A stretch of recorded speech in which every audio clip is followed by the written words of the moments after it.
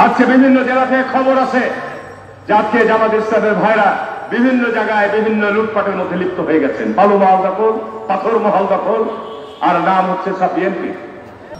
আমি জামাত ইসলাম ভাইদেরকে বলবো, আল্লাহর আইন আর সত্যের শাসনের কথা বলেন, গুজব অপপ্রচার থেকে বন্ধ থাকেন।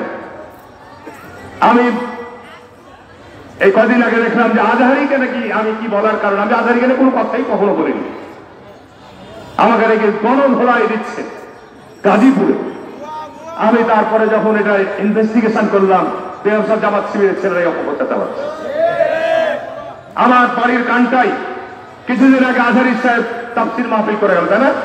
আচ্ছা, এটা তাফসির মাহফিল, ওই তাফসির মাহফিলের সভাপতিকে, ওই তাফসির মাহফিলের প্রধান অতিথিকে বলেন তো, তাফসির মাহফিলের নামে রাজনৈতিক মঞ্চ বানানো ঠিক নয়। তাফসির মাহফিলকে তাফসির মাহফিলের জায়গায় রাখতে হবে, সেখানে কোরআন হাদিসের আলোচনা হবে, দল মত নির্বিশেষে কোরআন হাদিস, আমরা যারা ইসলামের অনুসারী আমরা সেখানে যাব। সেখানে গিয়ে এক ঘন্টার মধ্যে 80 মিনিট, 60 মিনিটের মধ্যে 50 মিনিটে শেখ হাসিনা বেগম জিয়া এই ওই করতে করতে শেষ, আর 10 মিনিট দোয়া করে সবই দেয়। এটা তাফসীর হচ্ছে? আর জামাতের মাওলানারা, জামাতের মুলবিরা আজকে কি পেয়েছে?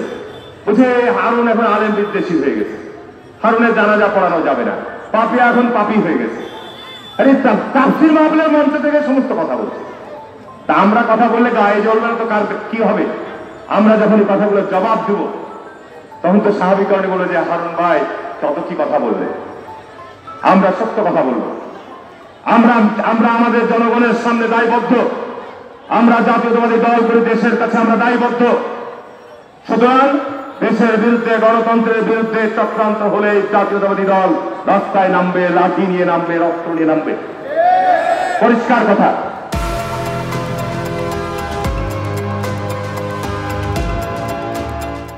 যাক, আল কোরআনের আলো ঘরে ঘরে জানো, কথাটা বলা সহজ, কিন্তু বাস্তব প্রতিফলন ঘটানো কিন্তু কঠিন। আজকে বিএনপির বদনাম হচ্ছে, বিএনপিকে নিয়ে আজকে ইউটিউবরা বিভিন্ন ভাবে সমালোচনা করছেন। আমি স্পষ্টভাবে জানতে চাচ্ছি যে আজকে সরকার স্কুল কলেজ প্রতিষ্ঠানের কমিটি গঠন করার জন্য জেলা প্রশাসককে দায়িত্ব দিয়েছেন, নীতিমালা দিয়েছেন। আমি যে কলেজ স্কুলের প্রতিষ্ঠাতা, আমার দাদার নামে বরং খলিল উদ্দিন বিশ্বাস, চকরামপুর গ্রামে, আমার গ্রামের বাড়িতে আমি দাতা, আমি প্রতিষ্ঠাতা, আমি ওই স্কুলের সভাপতি ছিলাম, ওই স্কুলের প্রধান শিক্ষক, ওই স্কুলের কমিটির প্রধান করার জন্য আমার নাম নিয়ে আসে, আমার নাম আপনারা প্রত্যাখ্যান করেছেন। কোন দুঃসাহসে? আওয়ামী লীগের সময় আমি ওই কলেজ স্কুলের সভাপতি ছিলাম, ওই কলেজ স্কুল প্রতিষ্ঠা করেছি আমি বিএনপির এমপি তার জন্যে।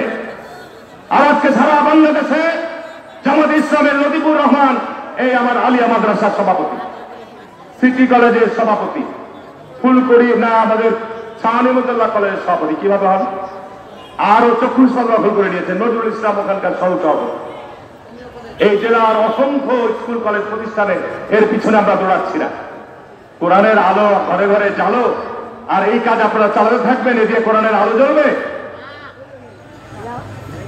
আজকে বিভিন্ন জেলা থেকে খবর আছে যে আজকে জামাত ইসলামের ভাইরা বিভিন্ন জায়গায় বিভিন্ন লুটপাটের মধ্যে লিপ্ত হয়ে গেছেন। বালু মহল দখল, পাথর মহল দখল, আর নাম হচ্ছে বিএনপি। প্রশাসনের লোকেরা আজকে আপনারা নির্লিপ্ত ভাবে তাকিয়ে আছেন।